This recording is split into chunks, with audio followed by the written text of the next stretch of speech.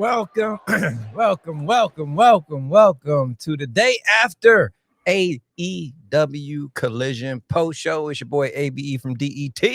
I am that bald bro from the NYC. We here day after AEW Collision, a day late, but we did make it. How you doing today, bald bro? Little better today, man. You know, obviously next season over. Yeah, I didn't want to bring it up. Nah, I'll bring it up, man. Listen, being real with you, after game one, that collapse, the series was over. Yeah. That was it. You don't lose that game and then come back in the series. It's not how the basketball gods work, but it is what it is. But everyone, please calm down saying, oh, we need to trade Cat now. Like, we get 2 wins away from the NBA Finals. Right. And we want to trade Cat. Unless that trade involves us getting back Giannis or any player of that caliber, nah. I say let's keep the big cat around. Keep him around, man. Yeah. Keep him around 1,000%. Let's get into AEW Collision last night. Starts off with the number 1 tournament match. Claudio defeats Commander to advance. This was pretty much the obvious pick here. You know, Claudio's on a roll. Salute the Commander. You know, hell of a performer. But he ain't no Claudio Castagnoli. So your thoughts on the first match of Collision? Beautiful match. I mean, from start to finish, these guys have excellent chemistry between one another. We see them in the ring a few times, going back to the Continental Classic this past winter. And I mean, yeah, like I said, Commander is one of the best luchadors in the world, man. This guy can go. He just continues to impress every time that I see him in the ring. But Claudio was just too much. I mean, like snatching him out of midair, like hitting with the giant swing out of nowhere, just throwing him and tossing like he's a goddamn pillow. That's how light he was. But Claudio is just a different beast, and man, it's just crazy. Think about it. This upcoming Wednesday, he's gonna be in the same ring with Kenny Omega.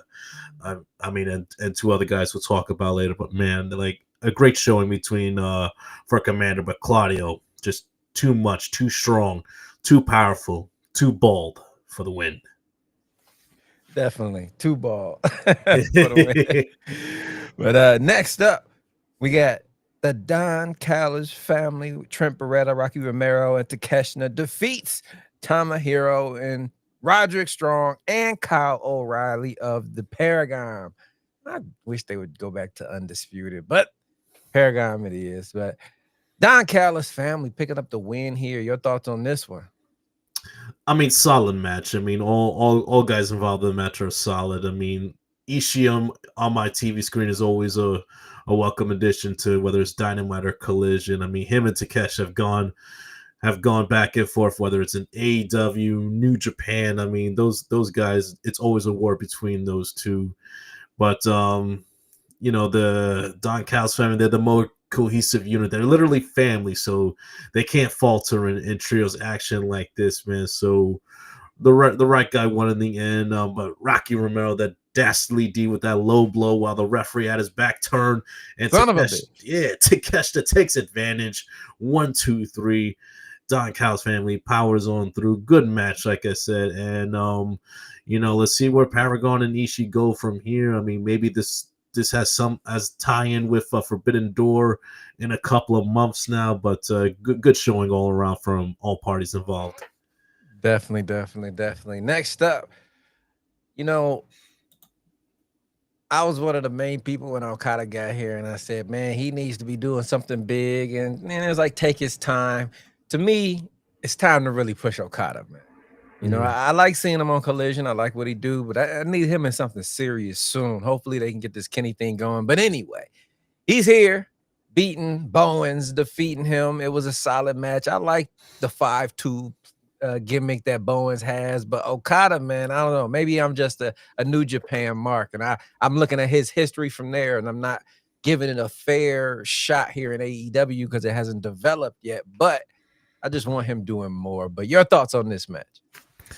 I mean, very solid match. I mean, you can make the argument this was Bowen's best singles match so far in his young career. But I mean, I hear what you're saying about Okada, but I mean, all I say is just look back at his match Double or Nothing against Bailey, and you know that he has it with him that he could turn on that switch and still be the Okada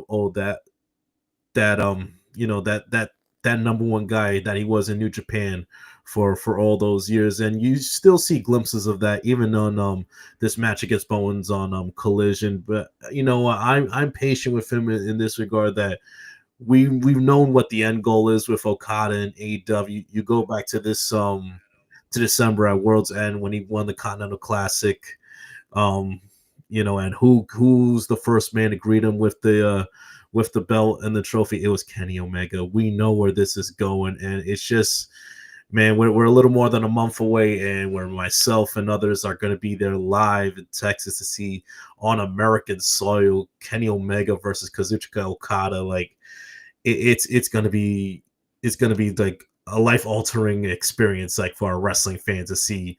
I mean, you see all the highlights and all the YouTube edits like throughout the years from all their matches in New Japan, and now I'm gonna be there live in the living color to see, like I said, the best bout machine versus the Rainmaker. Okada continues to impress in the ring. His timing in the ring is still great. He still looks sharp, but you know what? I feel the closer we get to All In, hopefully within the next couple weeks, I think we hammered down that announcement that those two will finally lock horns in Texas, and then it will feel real. Then, like you said, you wanted something big from Okada. Then you get it. It's coming. It's Right. on the way. All right. Yeah. I got faith. But next up, Mina Shirakawa defeats Sky Blue. But this, I don't know if it's because she's dating Kyle Fletcher. Maybe they training together, but she moves is picking up definitely for her. But Mina Shirakawa, she's on a tear right now, just absolutely going viral with everything she touches. So she gets the win. But your thoughts on this female bout? I mean, another solid match. I mean, it's great to see Sky Blue like healthy, back in the ring again. I mean, she continues to improve. I mean, whether that's maybe the influence of being with Kyle Fletcher, like just her drastically improving from day one all the way until now. Especially like it's even better when consider like she's coming back from that injury. I mean, she just hit the ground running ever since she came back. But Mina, I mean, she's on fire. She's just on another level right now. I mean, she is amazing. Like the push that she's getting, I mean, is well deserved. And we'll see where she goes from here. And we're getting a tag match at Fyter Fest. Toni Storm and Mina versus Sky Blue and Julia Hart. I mean, that should be a nice, fun match. I mean, a lot of women's tag team action lately. Maybe ladies' tag team titles on the way. We'll see. Maybe in the next few weeks, a month or so. But the women continue to show out in AEW. A lot of them have improved, over the past few years, and you just see it. When Sky Blue is like one of the best examples that like on the forefront of that, and I look forward to seeing her progress and ascent in the near future. Definitely. Next up, we got FTR in the ring with a segment going up against their CMLL opponents, Atlantis Jr. and Templario. I might be saying it wrong. My bad. But definitely Atlantis Jr. was there.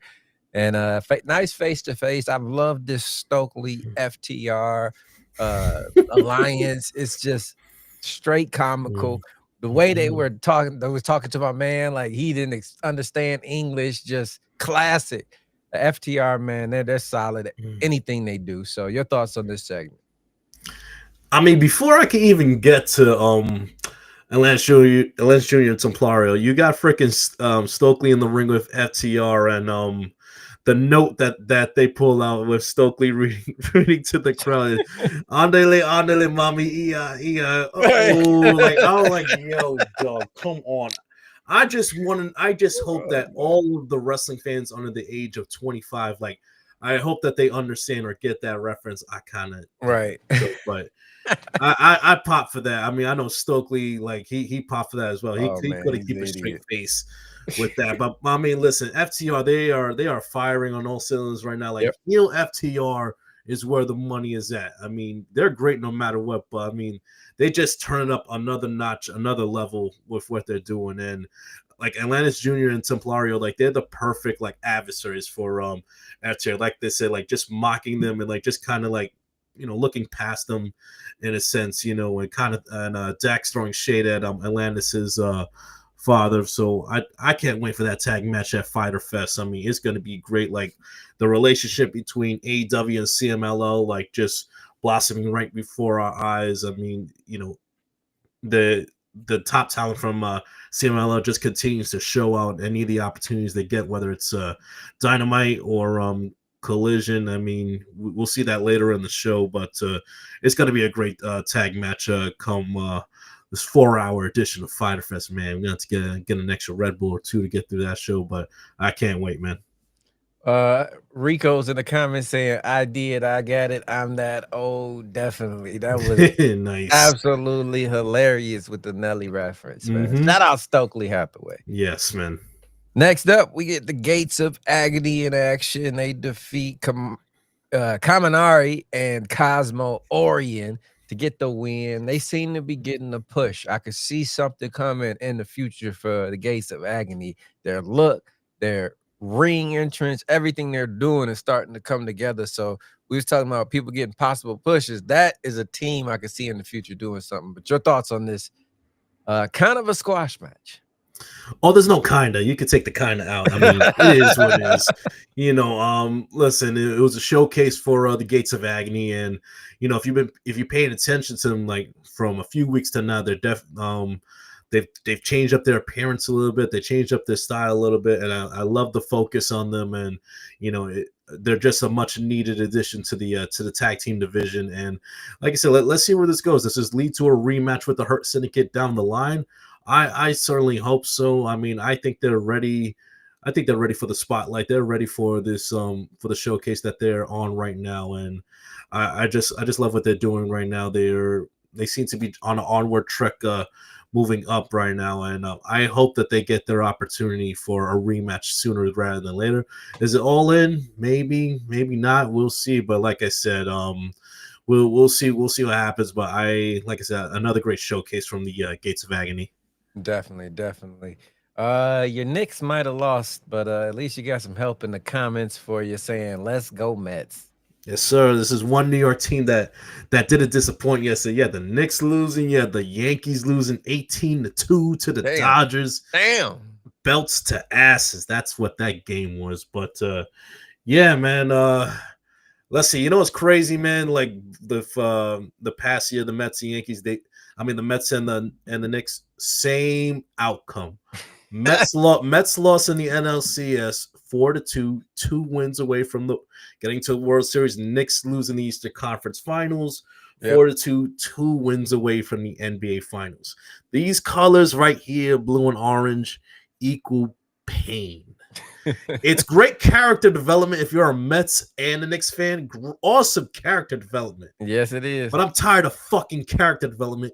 I need some fucking wins. I need a goddamn parade from one of these damn two teams down the canyon of heroes here in New York City. Like, it's gonna happen. Don't worry. It's gonna happen. Yeah, I would just hope that I'm not in my later years, and I get the few grandkids and I'm telling them all the great war stories of Mets and Knicks and all that. But hopefully sooner rather than later. I mean, I got a couple Super Bowls with the Giants. I can't fully complain. I mean, depending on what city or team you're a fan of, it's like you ain't never experienced any good things or hope. I mean, like, if you live in Cleveland, I mean, you ain't never experienced anything good. Sorry, Thomas.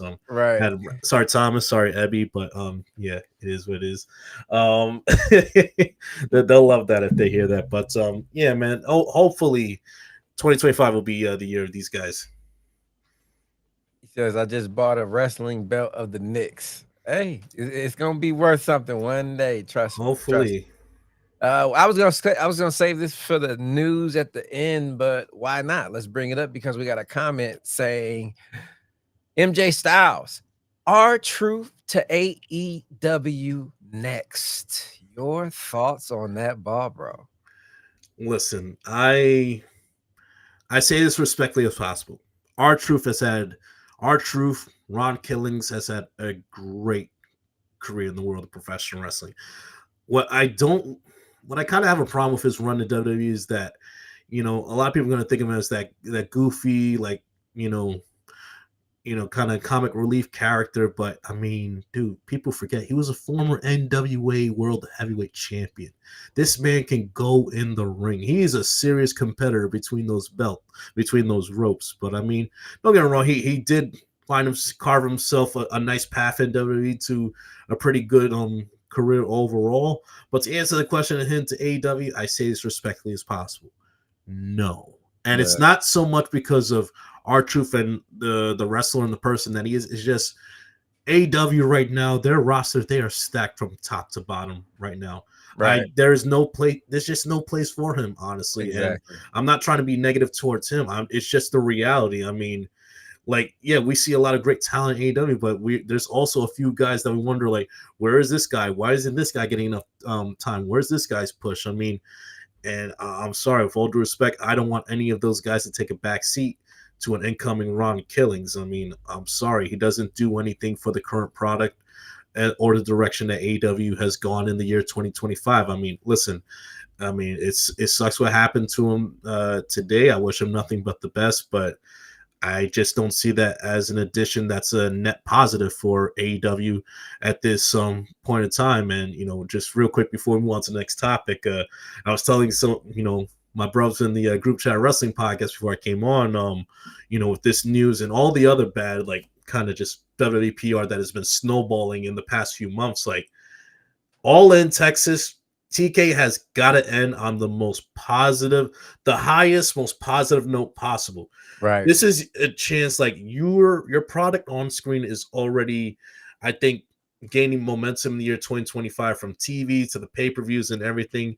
And now to end, like, your biggest show in the country, like, on the most positive high, like, to add on to what AEW's done this year, plus the other company that their negative PR is just snowballing, and it's getting to the point where even a lot of the talent are voicing their kind of displeasure over the decisions and whatnot. Even the highest of WWE fans are not happy right now. Like, you know what? Yeah. Just send the most positive, biggest message you can at All In. Put the greatest show on possible with that talent and that roster that you have, and just put on a show for the ages. Who cares about Great American Bash or the Evolution show or whatever the counter program? That's going to hinder WWE more than it's going to hurt AEW, in my opinion. Like, Tony has done a great job, I think, concentrating on his product, both on the screen, not even mentioning him, no winks or nods or anything like that. Just keep doing what you're doing. But yeah, man, that's all I gotta say on that. One little thing I gotta say is when I first saw it, I didn't believe it because it's our truth. Yeah.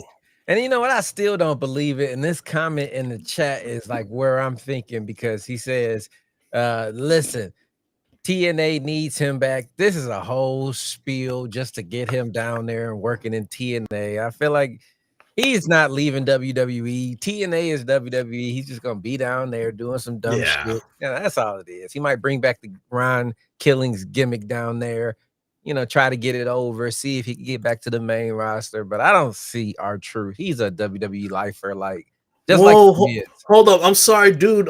Little bit of a breaking news right now. Like, if you see me looking at the side, I'm looking at my Twitter right now. Little breaking news from PW Insider. Carlito will be exiting WWE. Wow. Similar to R-Truth, Carlito's current WWE deal will not be renewed, and once it runs its course, he will be departing the company.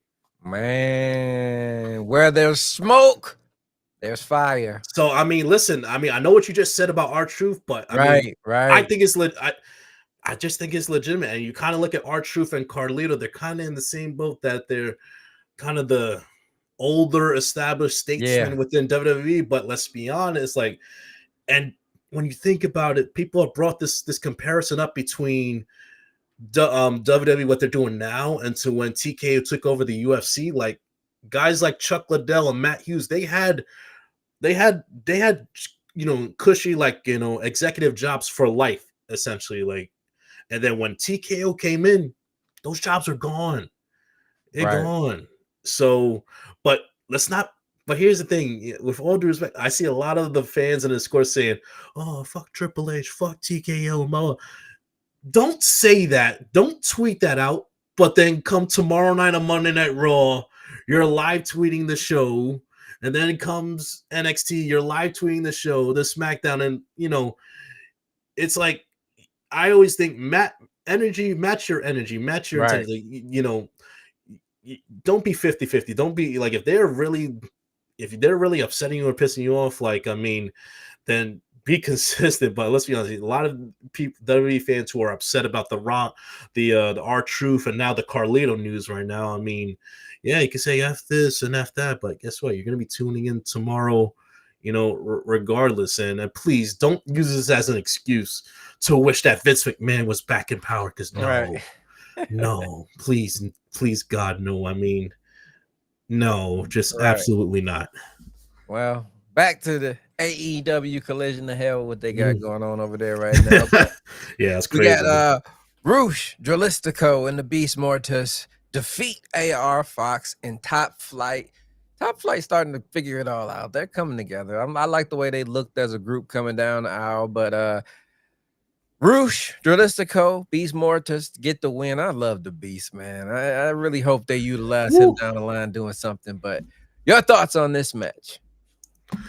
Before we even get to the match, my man Beast Mortal's coming back with the brand new mask. This mask is holy fire. Listen, TK, Tony, if you are watching this video, can we get that mask on AEW shop yesterday? Right. Dog, I will set a record buying that mask, like, at the speed of light. That mask is fucking fire. Right. Insane. But I mean, now on to the match. Like you said, a very good showing from Top Flight.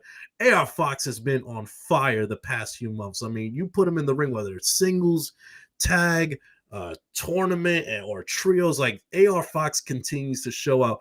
I really hope that there's something for him as far as like a singles push, maybe a top, maybe gold down the line, because AR Fox has just been amazing in the ring, like, with ever and what situation you put him in there with. But I mean, listen, at the end of the day, they're standing across the ring from El Toro Blanco, and everyone knows when you mess with the bull, you get the goddamn horns, man. Listen, Roosh has it all, man. He's the total package.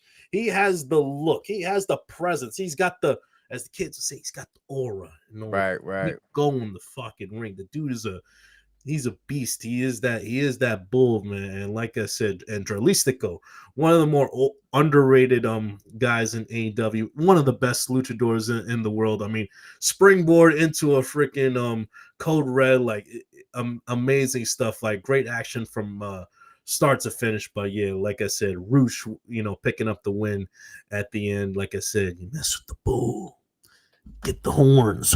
Right. Fucking good shit, man. I love me some great trios action. Shout out Christopher Justice saying yeet in the chat. And also Rico is saying, can we see the mask? I'm pretty sure you Google it. It's right there online. Oh, yeah. And also he says AR Fox was good in Lucha Underground. Oh, yeah. Facts. So many guys that are in AEW or in WWE right now. A lot of the younger fans, they don't realize that they came from Lucha. Not just AR Fox, Swerve. Yeah, Swerve, obviously. Io Sky, Chelsea Green, Penta, Ricochet. Ricochet was Prince Puma. I mean, Jesus Christ. And now Ricochet is on AEW television, just being how can I put this? On camera, he's just still one of the best to do it in the ring. And off camera and on Twitter, just leave this man alone. Right. This man is a fucking demon. Like, forget what I thought he said about, Javon Evans a few weeks ago, how he just got him to, like, take the bait and whatever, and then he just went fucking crazy, in my opinion. Then what he tweeted this past weekend, a lot of fans, WWE fans, a little upset with the Carmelo with the Carmelo booking, and Ricochet, I'll save his tweet, for another time. But if you read his tweet, it's like, damn, this man's timing is on 100. Like he clocked them, and it's funny. People will be mad at Ricochet for tweeting about his experience and what he went through and what he knows in WWE. That WWE's booking over Carmelo, it's funny. Like, you're getting mad at the guy telling you about his experience in the company firsthand rather than the guy who, you want Carmelo to do good over a year now in the company since being drafted. And it's like, what are we doing? Like, it's over a year, and I'm tired of the excuse that he's young, he has time. I'm like, come on, man. But his counterparts, like, who drafted along with him, are all either at the main event right now or damn near the top. Right. I mean, come on. Like, why can't we hold one Booker's feet to the fire, but another one, it's like you want to tiptoe around like you're on thin ice. I don't pick a side. Pick a side. You know what? Not even that. Pick a side. Be consistent. Yeah. Consistency across all brands. I don't care if it's WWE, AEW. Like, that's all I ask for. Facts. Mm-hmm. Then that gets us to the main event.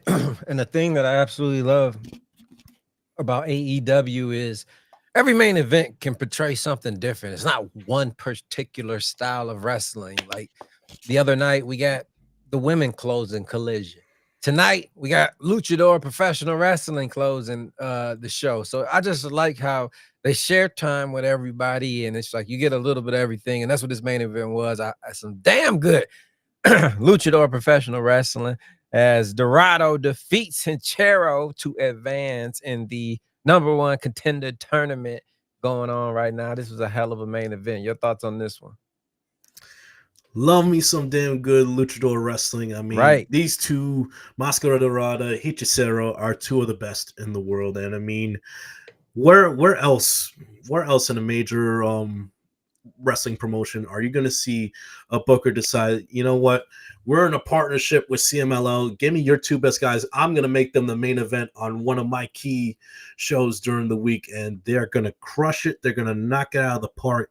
Right. And if you've never seen Lucha Libre before, it is a different experience from your, traditional wrestling experiences. Like, you just got to pay attention. I mean, going from move to move. I mean, like the term high risk is not doing these matches justice. I mean, like I said, they are two of the best at their craft, and you could have given the decision to either guy, and I would have been perfectly fine. But I mean, Mascara Dorada is one of the best, not just luchadors in the world. He's one of the best wrestlers in the world. And if you haven't seen a lot of him, I beg you, please go on YouTube, go on TikTok, find the edits, find the clips, and as great as he was, trust me, he can even take it a step above that. But now we got the 4-way set for the international title at Fyter Fest. We got the champion Kenny Omega going up against Brody King, Claudio Castagnoli, and now Mascara Dorada. I mean, oh boy, just sit down and enjoy the masterpiece that you're about to behold, because it's gonna be so much fun. I mean, and it's just a testament to like the great wrestler that Kenny Omega is. Like, each one of these guys you can have a great match with. Now, all four in the ring together, man. Like, it's gonna be so much fun from start to finish. I can't wait. Crazy. Mm-hmm. But yeah, that was AEW Collision in a nutshell. Scale of 1 to 10. What you giving it? I'll give it an 8.7, 8.8 in my opinion. I think it was a solid show. Like I said, I think we set up the Fyter Fest card, a couple of hints, what we might be doing during Grand Slam Mexico show, which is a couple weeks away. And I do like the recap that they did actually before the show. We actually have to touch on this. They did a quick recap this past Wednesday after Dynamite, where they caught up with Swerve, asking him about the whole Hangman situation, and Ospreay came out there and asked Swerve, like, who's the greater threat, the Death Riders or Hangman? And he's trying to convince Swerve, to team up for the greater good of AEW, put aside any personal squabbles, any personal differences. But Swerve's not having it right now. He's at the point where he'll never forgive Hangman. And you know what? Rightfully so. He did burn down his childhood fucking Burnt home. down his mama house. He burnt down his mama house on national television. Come But on, man. exactly. So it shouldn't be that easy for Ospreay to get all parties united. So now there's a new wrinkle thrown into the story. Now, like, do we get Ospreay Swerve 2 at All In?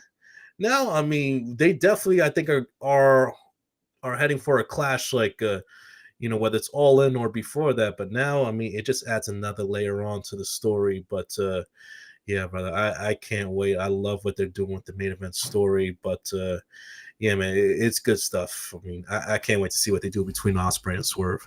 Yeah, I hope Omega's at Starcast too. Who was that? Let me bring it up. DFW. Yeah, hopefully he is, brother. But yeah, and I'm around the same rating for you, 9 point. I'm giving it a 9.1. I just really enjoyed that Lucha main event, man. And then Okada, as always, doing what he do. So 9.1 for me, great show. But before we get out of here, one last bit of bit of news I do want to bring up. Seems to be official. Mariah May signs to a WWE, but will start in NXT. It's been said. Your thoughts on that? I mean, not surprised. I mean, if you know Mariah May, like, I mean, she said, I think multiple times, even in time in Stardom, her dream was WWE. So, I mean, the way I look at it, I think her run in AEW was perfect from start to finish. And this whole notion that and here's the thing, like, if AEW didn't create stars, then she would not be sought out, with heavy interest from WWE. Right. So that is just we got to tip our hat, to Tony Khan and the job that they did booking and presenting Mariah May in that, just under 2 years that she was with AEW. In my opinion, she had the greatest feud and rivalry in women's wrestling history, her and Tony Storm. The story that they told for over 18 months was incredible, Yes. Storyline wise, in the ring. I mean, she's put on the map because of that story. Now is another test for her. Not surprised that she's going to NXT. When you look at the recent call-ups in NXT going up to the main roster, so there are spots to be filled there. I hope her time in NXT is very short because she is main roster ready now. She is a top tier talent right now, both as a worker, as a talker, everything. She is ready, set, and go. And for the love of God, please don't change her name. Leave her name. Don't just leave it. Leave it as is. Like, I mean, think of Mariah as like you buying that Mercedes, from the dealership. You take it out, you take it off the showroom, you hit the streets. Don't take it to the shop and like put any rims or any stupid paint job or anything like that. It's perfect the way it is. Don't touch it. Leave it. She's gonna go from Mariah May to Mary August. I'm see it coming soon. Mary March. Mary March. Oh god. But yeah, like I said, just leave her as be, and she will cook and she will do just fine. Well, she should do just fine. I don't like throwing around the term fumbling too much because I think it's overused in the world of professional wrestling. But if she is anything less than a super megastar in WWE, if she does not reach the heights that she did in AEW, if she does not make the impact in WWE like she did in AEW, like leaving us with timeless moments that will stay with us forever, then that will be a fumble. Like I said, she can hang with the best in WWE. Yep. I think she's better than a lot of the so-called best in WWE today. I won't say the names. She's helped sell out stadiums. Exactly. Stadiums, not arenas, stadiums. She's good to go. Let her go. Let her be Mariah. Let her cook. Right. Well, that's it for us, man. Anything popping with group chat over there, man? No, right now, man. Just same old group chat wrestling podcast available on YouTube, Spotify, Apple Podcasts. Please follow us on TikTok and Instagram, Group Chat Wrestling Podcast, where we release about 3 to 5 clips from every episode every week. So please check those small clips out, and if you do check them out, give us a follow, like the video, share the videos. We appreciate your ongoing support, and yeah, man. Group Chat Wrestling Podcast. We're rocking and rolling right now. Definitely. And as far as the Holy Shhh Podcast, you guys might have noticed the new logo, but yes, it is a new logo, but it is the same squad. We're just revamping everything, making everything tighter, and not so much always talking wrestling anymore. We're going to venture down some other lanes, especially mental health topics. But change is always good here at the Holy Shhh Podcast, man. Always good, man. But till next time, AEW Dynamite next Wednesday. It's your boy ABE from DET. And that Bald Bro from the NYC. You guys been tuned in to the AEW Collision post show with the Holy Shhh Podcast.